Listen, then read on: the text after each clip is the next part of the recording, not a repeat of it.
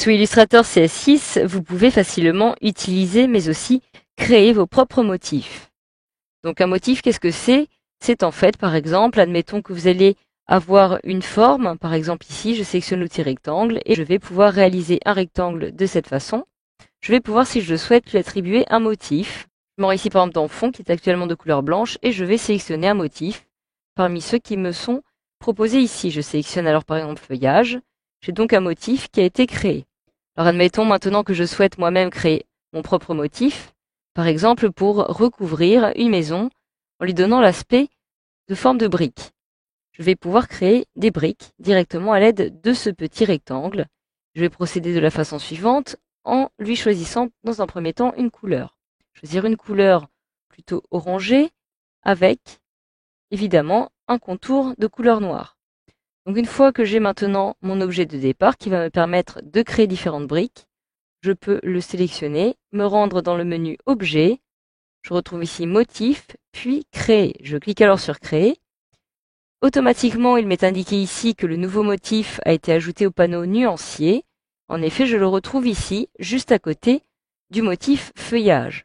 Je peux alors cliquer sur OK. Et maintenant, chaque fois que je vais modifier ce motif, eh bien, celui-ci sera automatiquement enregistré dans mon nuancier. Alors, par défaut, je vais avoir le motif suivant qui va m'être proposé. Il s'agit d'un motif sous forme de grille.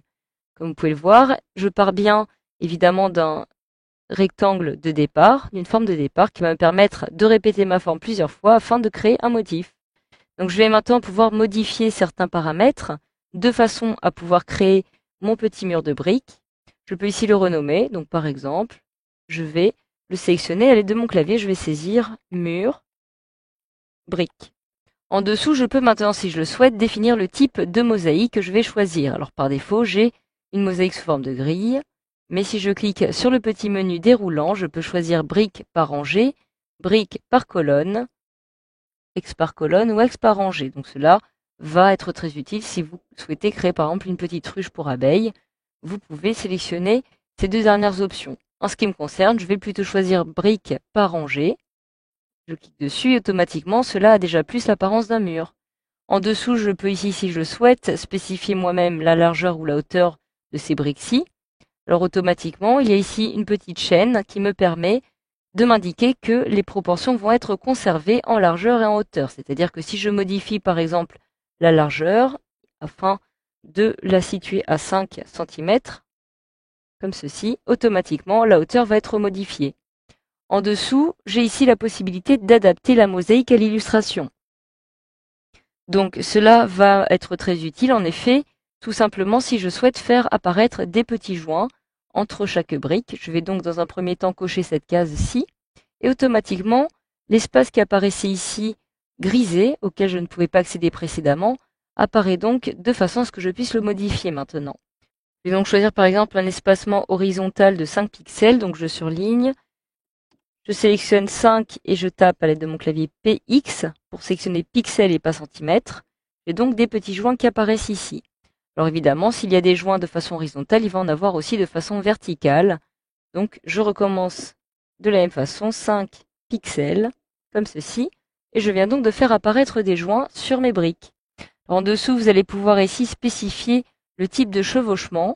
Sur mon mur de briques, cela ne va pas avoir beaucoup de conséquences, puisqu'en effet, quel que soit le type de chevauchement que je choisis, donc soit aligné au premier plan, à gauche, à droite au premier plan, ou en haut au premier plan ou en bas au premier plan, cela n'a pas trop de conséquences, comme vous pouvez le voir, puisque mes briques ne sont pas superposées.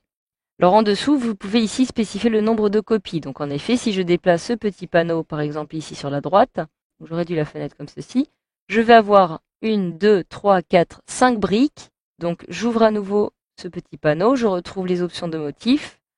Vous avez ici en effet différents paramètres prédéfinis qui vont vous permettre de définir le nombre de briques que vous souhaitez voir apparaître de façon horizontale et verticale. Donc vous ne pouvez pas les personnaliser, mais vous pouvez en choisir parmi celles qui apparaissent ici. Je vais donc choisir par exemple une valeur supérieure de 7 par 7, de façon à ce que cela puisse recouvrir tout mon plan de travail. Enfin, vous avez ici la petite case estomper les copies à 70% qui apparaît cochée. Donc c'est pour cela en fait que vous avez votre rectangle original qui apparaît avec une opacité normale à 100%, Par contre, toutes les copies qui ont été réalisées à partir de ce rectangle apparaissent avec une opacité réduite à 70%.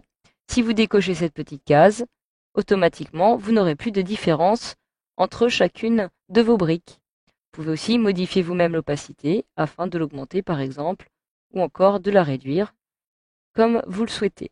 Donc je vais évidemment décocher cette petite case puisque je souhaite avoir des briques similaires. Vous pouvez maintenant décider de mettre en valeur la brique originale en affichant le bord de la mosaïque et en cochant cette petite case, ou alors d'afficher aussi les limites de nuances. Donc si je coche cette petite case-ci, je vais avoir les limites de nuances qui vont apparaître directement dans ce petit encadré.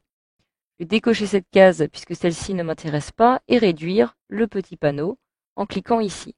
J'ai donc mon mur qui est désormais créé avec les petits joints aussi. Donc je peux ici maintenant décider d'enregistrer une copie, ce qui va me permettre de sauvegarder automatiquement cette copie dans mon nuancier, d'annuler toutes les modifications que je viens de réaliser ou alors de cliquer sur terminer pour valider. Je clique alors sur terminer et j'ai maintenant mon motif qui apparaît ici.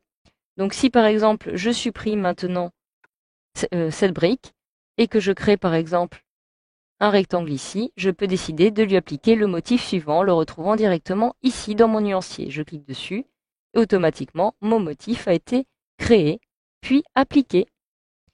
Voilà, grâce à cette formation, vous savez donc désormais maintenant comment créer des motifs sous Illustrator CS6.